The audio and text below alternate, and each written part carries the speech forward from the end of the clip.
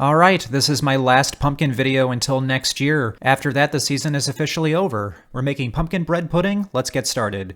The key to making a good bread pudding is stale bread. This bread is way too soft. We do not want that. I'm taking my serrated knife and I'm going to slice this up, and I'm going to also cut it into cubes. That way it toasts a little bit faster. This is going to go on a baking sheet lined with either parchment or tin foil, and this is going to go in a 350-degree Fahrenheit oven for 10 minutes. While that's happening, I'm going to make my custard. In a medium bowl, I have pumpkin puree, eggs, granulated sugar, some light brown sugar, some cinnamon, some nutmeg, a little bit of ginger, salt, vanilla extract, some melted butter, and I also added some milk.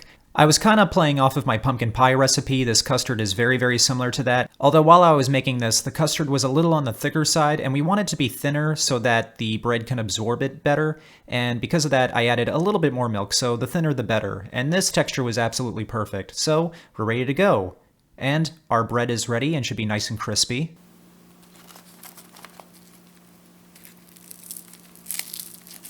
Yep, that's exactly what we're looking for. And I'm going to take all of my bread and I'm just going to put it into my custard. And I realized that this bowl was a little too small, so please use a bigger bowl for this.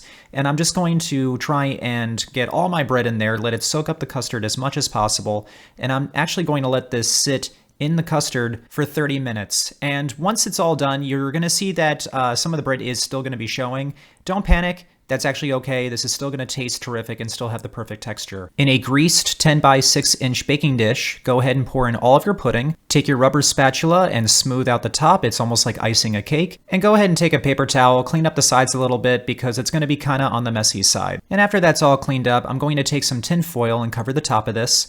And this is going to go in a 350-degree Fahrenheit oven for 30 minutes. After 30 minutes, take the pudding out of the oven, take off the tin foil, and this is going to go back into that same oven at 350 degrees Fahrenheit for another 10 minutes. And while that's baking, we're going to make our homemade caramel. In a small saucepan, I got some granulated sugar and some water. And that's going to be it for now. It's going to be a little while before we add any more ingredients. I'm going to take my saucepan and put it over a medium-high heat. And as that's going, it's going to go for about 10 or 15 minutes. It's going to take a little while, but keep an eye on it. You want this to keep going until it gets a golden brown color, a caramelized color.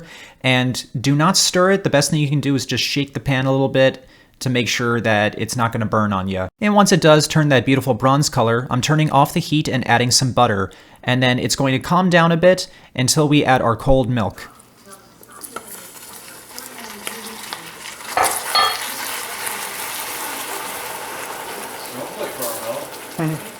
Good.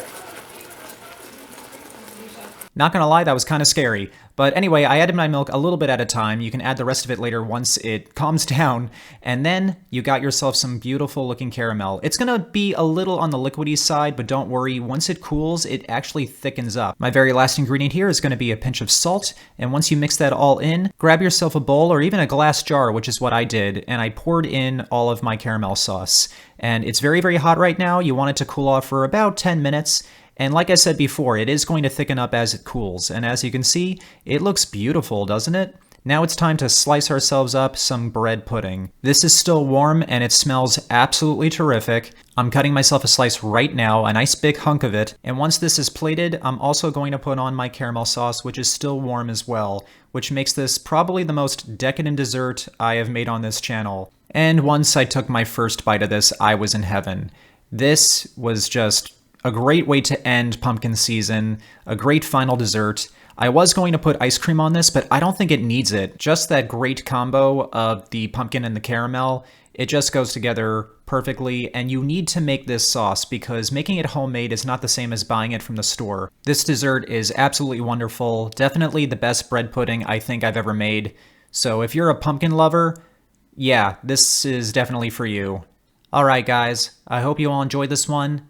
Please remember to like and subscribe, and have a happy Thanksgiving, and I will see you all next time.